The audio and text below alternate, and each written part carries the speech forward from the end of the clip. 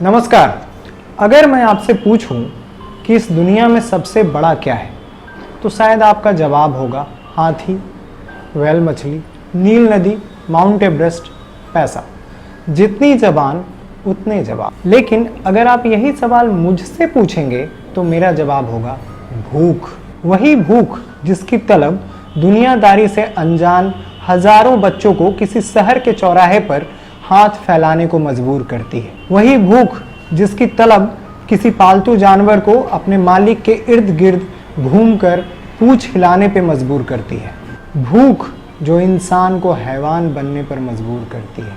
और भूख जिससे होने वाली मौतें अखबार के पन्नों पर छपती या स्मार्टफोन के स्क्रीन पर स्क्रॉल होती हमें यह सोचने को मजबूर करती हैं कि आज़ादी के 72 साल बाद भी हम लोग इसे ख़त्म करने में कितने बेबस और मजबूर हैं। अब आप कहेंगे भैया आयर, ये तो बैठे बिठाए तोहमत लगाने वाली बात हो गई। मैंने थोड़े ही मजबूर किया है किसी को भूखे रहने या मरने के लिए। जी बिल्कुल सही, आपने कुछ नहीं किया और मैंने भी कुछ नहीं किया, लेकिन हम लोगों ने जरूर किया है। संवैधानिक या नैतिक तौर पर यहाँ सब कुछ हम लोगों पर, हम लोगों के द्वारा और हम लोगों के लिए ही है। संविधान की प्रस्तावना तो याद होगी आपको। क्या लिखा है उसमें? उसमें लिखा है, हम भारत के लोग भारत को एक संपूर्ण प्रभुत्व संपन्न समाजवादी पंथ निरपेक्ष लोकतंत्रात्मक गणराज्य बनाने के लिए तथा उसके समस्त नागरिकों को सामाजिक, आर्थिक और राजनीतिक न्याय, विचार, अभिव्यक्ति, विश्वास, धर्म और उपासना की स्वतंत्रता, प्रतिष्ठा और अवसर की समानता प्राप्त कराने के लिए तथा उन सब में व्यक्ति की गरिमा और राष्ट्र की एकता और अखंडता सुनिश्चित कराने वाली बंधुता बढ़ाने के लिए दृढ़ संकल्पित होकर हमारी संविधान सभा में आज तारीख 26 नवंबर 1949 ईस्वी मिति मार्गशीर्ष शुक्ल सप्तमी संवत 2006 विक्रमी को एतत् द्वारा इस संविधान को अंगीकृत, अधिनियमित और आत्मर्पित करते हैं। समस्त नागरिकों को सामाजिक, आर्थिक और राजनीतिक न्याय मिल रहा है क्या? प्रतिष्ठा और अवसर की समानता मिल रही है क्या?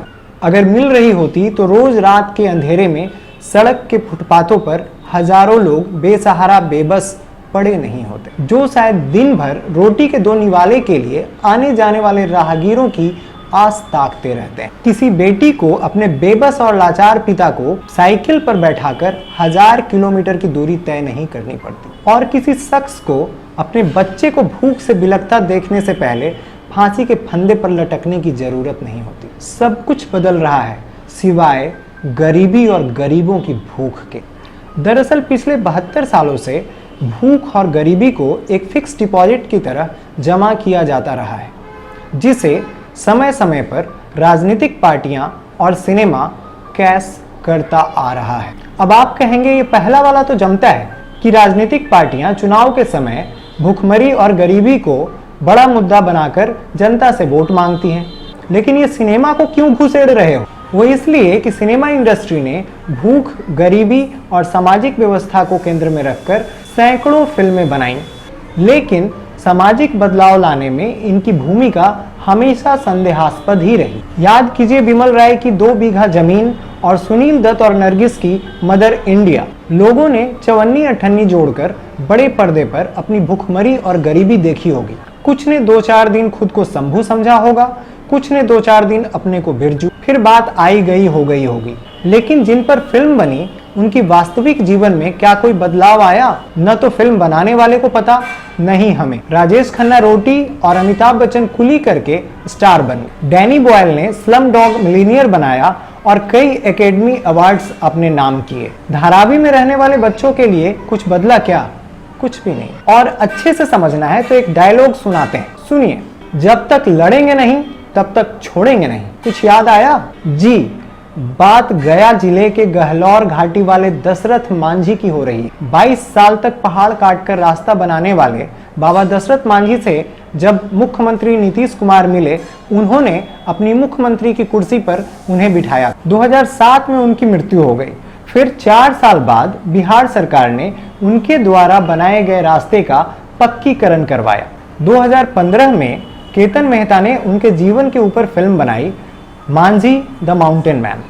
इस फिल्म से वे काफ़ी पॉपुलर हुए, लेकिन उनसे ज़्यादा पॉपुलर हुए नवाजुद्दीन सिद्दीकी, जिन्होंने उस फिल्म में मांझी की भूमिका निभाई थी। सरकारी खानापूर्ति के नाम पर मांझी की मूर्ति स्थापित हो गई और उस रास्ते का नाम दशरथ मांझी पथ रख दिया गया। दशरथ मांझी का परिवार अभी भी उसी गहलौर घाटी की तराई में बने अपने पुश्तैनी मकान में रहता है। सोशल मीडिया के माध्यम से खबर आई कि मांझी का परिवार अभी भीषण आर्थिक तंगी झेल रहा है। परिवार में एक बच्ची का एक्सीडेंट हो गया है, जिसमें उसका एक हाथ और एक पैर टूट गया है, जिसके इलाज के लिए कर्ज पर पैसे लिए गए हैं। लॉकडाउन के कारण परिवार के सभी कमाने वाले सदस्य घर में ही बैठे हैं। ऐसे में ही फिक्स डिपॉजिट वाला फंडा समझ आता है। मीडिया में खबर आने के बाद सरकारी महकमा एक्टिवेट होता है, मदद के नाम पर खानापूर्ति होती है और जबरदस्त पब्लिसिटी होती है। फिलहाल मांझी मझधार में फंसे हैं और उन्हें निकालने की पूरी कोशिश जारी है। 4.25 लाख से ज्यादा एक्टिव कोरोना मरीजों के साथ हम लगातार तीसरे नंबर पर बने हुए हैं। बाकी सब शानदार, जबरदस्त और जिंदाबाद है। शुक्रिया। अगर आप ये वीडियो फेसबुक पर देख रहे हैं तो कृपया हमारे फेसबुक पेज को लाइक करें। अगर आप ये वीडियो यूट्यूब पर देख रहे हैं तो हमारे चैनल को सब्सक्राइब करें। साथ ही साथ घंटी वाला बटन तो जरूर ही दबा दें, ताकि हमारे नए वीडियो की नोटिफिकेशंस आप तक हमेशा जल्दी से पहुंचती रहे। आप अपने सुझाव हमें कमेंट भी कर सकते हैं।